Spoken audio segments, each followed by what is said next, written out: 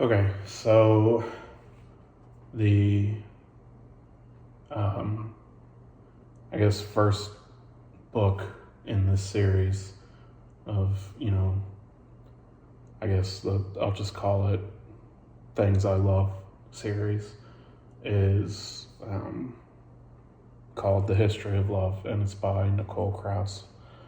Um, I just finished reading this book for the second time today. The first time I read it, I thought it was absolutely incredible, and I would say after the second time, I somehow, not somehow, but I like it even more. Um, to me, this is a book that it has both, a very interesting structure, as well as some heart behind it. Not some, a lot of heart within it. There's a lot of books that I read because I think they are put together in a very clever way, in a way where, even the act of reading becomes the art. A simple example of that is, the way things are physically laid out on a page. And, this book has examples of that where they'll have like a few pages of just a few words here and there. And that's just a simple example, but there's there's elements of structure where, the way that you are sitting there and reading it, the way that you have to take time to jump from one page to the next, where there's that one sentence and then you flip to get to the next part, and it sort of chops it up in a way that it introduces a natural rhythm. I think this book has, very, very clever structural ideas like that. Sort of, not just in sort of simpler ways like that, but, in the way that there's a very fundamental difference, the way that, two different characters' perspectives are told, because each chapter of this book sort of bounces between different characters' perspective. I would say that it centers around two of them more than another, and I guess in certain situations it's not fully a perspective either. But sort of the two main characters, or what I consider to be the main characters, are Leo and Alma. They are written very differently. The sections with Leo are, just standard novel, full pages, everything like that. Paragraph structure is the way you'd expect it, so on and so forth. Meanwhile, the sections from Alma's perspective, they're broken up into these little, like sometimes a few lines, sometimes a few pages, but there's these different titled sections. And so in that element, in that way, their structure plays a huge role in the book as well. And sometimes when I read books that get fairly smart with the way that they're laid out, or with the way it forces a person to read, or things like that, sometimes it maybe gets too smart, and you lose, I think, a lot of the things people tend to come to books for in the first place, in the process. And although it's interesting as you're reading it, maybe it doesn't stick with you as long. That is not the case with The History of Love. This book is, as I've said multiple times, very interesting structurally, but there are individual chapters, there are individual paragraphs, and there are even individual lines that, they sort of produced a very genuine and strong emotional response in me. Sort of the nature of Leo's story is,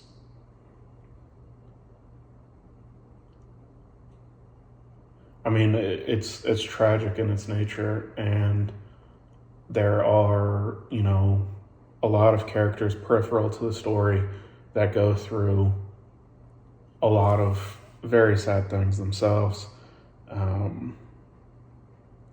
And I mean, this novel in my mind just does a good job of, managing to take some very serious things, and I'm struggling with what I'm wanting to say here, but this novel manages to take some very complicated situations that have a lot of pain associated with them and condense them into some fairly short sets of paragraphs that still somehow deliver an incredible amount of punch behind them. One of the things that I think this does very well is it breaks down certain forms of pain and certain forms of grief into how it plays into a person's day-to-day experience and how it plays into their day-to-day life. Because, when things happen in life that are, like the loss of someone you truly care about, I think a lot of novels have the capability of really, that immediate loss, capturing that immediate loss. But in this book does, in certain situations, it does do that. But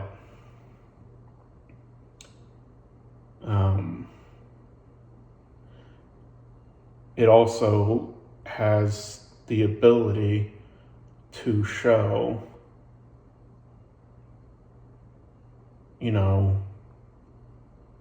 like almost like something that happened before the events of her book, is that her father died. And, well, I guess I should say before her events in the book, is that her father died. That happens like outside of the text of the book, I guess is what I'm saying. It's not a plot point. And you see how it impacts her, what her life is like, multiple years later when she's 15 years old. And, how it doesn't define decisions, but it informs them. And, like there's a moment where she's talking to her younger brother, and she mentions to him, like, hey, look, you don't have any friends, you need to make friends. And he responds, well, you don't either. And it's something that sort of comes as a surprise to the character Alma as it happens to her. And it sort of also came as a surprise to me as the audience member, because when you're kind of, caught up in her journey and sort of her day-to-day and the things that she's moving, like the moves she's making and things like that, you don't realize how, I don't want to say obsessed she's become with trying to change certain aspects of her life, but how, maybe lost into it she is. And, part of that is, I want to say it's directly caused by just purely she's grieving the loss of her dad, and she's trying to make decisions to resolve that grief. But, her father's death did play a major role in a series of events, and not just a series of events, but in her life circumstances. And, how pretty much, I don't want to say every decision she makes in this book is, based in it, but her entire plot line, her entire set of decisions, it certainly wouldn't have happened if her father hadn't died. And,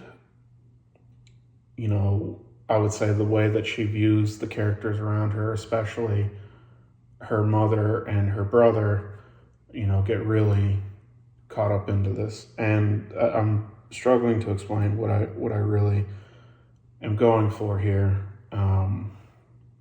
But the ultimate point is that this book does an excellent job showing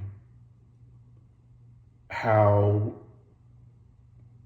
the more challenging moments in life truly play out in a person's day-to-day decision-making, even if they're not aware of it.